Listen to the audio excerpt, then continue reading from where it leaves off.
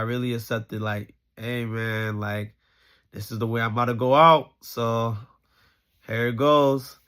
And out of nowhere, this kid that I went to school with as well, they used to pick at him and make fun of him and bully him, and he's the one that ended up saving me from the water. And mind you, he was never in the water and to begin with. He was not at the pool. I didn't see him at the pool. I didn't see him in the water. He literally came at the most important time because no one wanted to save me. The lifeguard wasn't there. No parents, no nobody. So it was just like me on my own. And I told him to help me. He literally told me pick one of my arm on his back, and he just started swimming. Like when I mean swimming, he just started swimming, and he had to be a good swimmer to even do that because he was literally rescuing me. Like he literally rescued me because if it wasn't for him, I probably wouldn't be here to talk about this at all.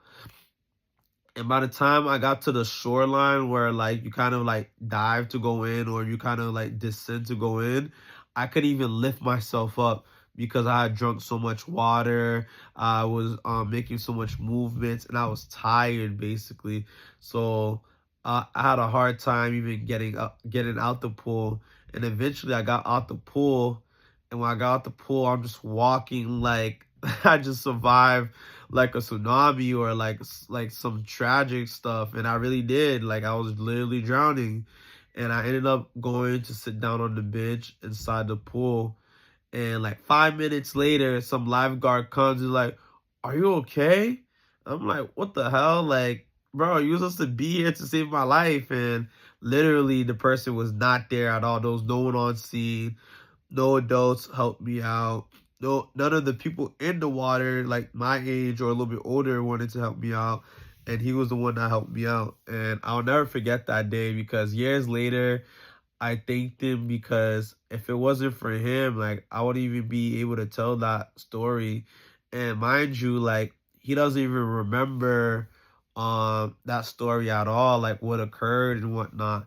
So when I told him like, "Do you remember me?" He's like, "Nah," like, and I told him how he saved my life and how we went to the same school, and he just was really just excited that to even remember that, to even like know that he did that.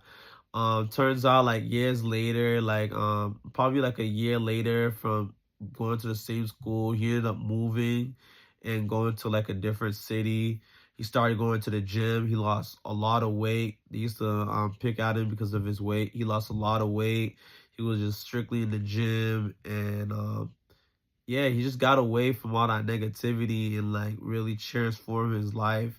I'm glad he saved my life because that's transformed me forever because I just knew at a young age that God was real because there was no way for me to make it out that situation, literally, because the lifeguard wasn't there. No one wanted to help me out. This kid was not in the pool. And just reminding myself that, like, I had no way out. I had no possible chance of surviving. And I did. And all I could just think about was, like, damn, my mom's going to find me in the news from drowning in Montreal. And it was going to be because of me. And she wouldn't even know immediately that I wasn't alive because I didn't tell her where I was going and whatnot. And I'm glad to just even be able to tell this story and just thank God. I thank God every day. I thank that kid every day because, like I said, it could have been lights out. And I just really am appreciative of God. God always had mercy on my life. And I just want to thank him again. Like, thank you, Lord. Like, even in valley of the shadow of death, he didn't let me drown. Even like when I was by myself and I thought I was done for, he knew the plan. It was already written and it was in my end day. And I just thank God a lot because without that supernatural protection, without that divine protection, I wouldn't be here. Without putting that person in the pool and like just being able to swim like that, like I just remember just thinking like, how am I about to get out the pool? How am I about to like go to shore? And he just literally just told me, put one of my hand in his back, and he just started swimming. And I don't know, I never seen nothing like that, because you always hear stories of people trying to help people when they're drowning, and usually they end up drowning as well.